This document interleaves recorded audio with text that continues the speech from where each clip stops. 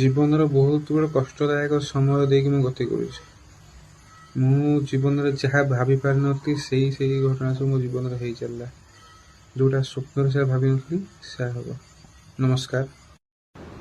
ନମସ୍କାର, ମୁଁ ରୁଦ୍ରପତି। ଆପଣଙ୍କୁ ମୋ ଜୀବନର କିଛି ବହୁତ ବଡ଼ ଗୁରୁତ୍ୱପୂର୍ଣ୍ଣ ସମୟ ବିଷୟରେ କହିବାକୁ ଚାହୁଁଛି। ମୁଁ କେବେ ଜୀବନରେ ଭାବି ପାରିନଥିଲି ମୋତେ ଏମିତିଆ ଦିନ ବି ଦେଖିବାକୁ ପଡ଼ିବ। ହଉ, ଭଗବାନ ଦେଲେ, ଭଗବାନ ସାହସ ବି ଦେବେ ଏହା ସହିତ ଲଢ଼ିବା ପାଇଁ। ମୁଁ ଭଗବାନଙ୍କ ଆଶୀର୍ବାଦରେ ମୁଁ ଲଢ଼ିବାକୁ ଉଦ୍ୟମ କଲି ଆଉ ଲଢ଼ୁଛି ବି। ମୁଁ କେବେ ଭାବି ପାରିନଥିଲି ଯେ ମୋତେ କ୍ୟାନ୍ସର ଭଳି ଗୋଟେ ରୋଗ ହେବ।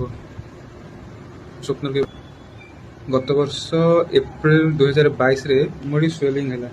ତ ମୁଁ ଡକ୍ଟରଙ୍କୁ ଦେଖେଇ ଡକ୍ଟର କିଛି ମେଡ଼ିସିନ ପ୍ରେସ୍କ୍ରାଇବ୍ କଲେ ଏବଂ ମେଡ଼ିସିନ ଖାଇଲା ପରେ ମୋର ଏଠି ଯେଉଁ ସ୍ୱେଲିଂ ଥିଲା ଟିକେ କମିଗଲା। ପୁଣି 15 ଦିନ ପରେ ପୁଣି ବଢ଼ିଲା। ପୁଣି ମେଡ଼ିସିନ ଟିକେ ଖାଇଲି, ଟିକେ କମିଲା।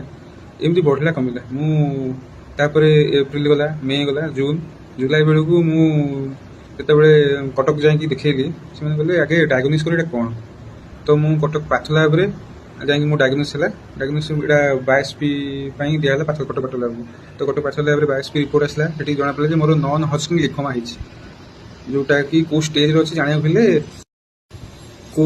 ଅଛି ଜାଣିବାକୁ ହେଲେ IHC କନଫର୍ମେସନ୍ ଦରକାର ହେଲା। ତ ସେଠି IHC କନଫର୍ମେସନ୍ ପାଇଁ ବାହାରକୁ ଗଲା। IHC କନଫର୍ମେସନ୍ ଆସିଲା ଯେ ମୋର କ୍ୟାନ୍ସର ଅଛି, କନଫର୍ମେସନ୍ ଯେ ଲିମ୍ଫୋମା କ୍ୟାନ୍ସର ହେଇଛି। ମୁଁ ବହୁତ କ୍ୟାନ୍ସର ଯେତେବେଳେ ଶୁଣିଲି ମୋ ମନ ବହୁତ ବ୍ୟତିଗ୍ରସ୍ତ ହୋଇଗଲା। ମୁଁ ବହୁତ ଚିନ୍ତାରେ ରହିଗଲି। 2 ବର୍ଷ ହେବ ମ୍ୟାରେଜ୍ କରିଛି, ବର୍ଷକର ଛୋଟ ଛୁଆଟା, ନୂଆ ମ୍ୟାରେଜ୍।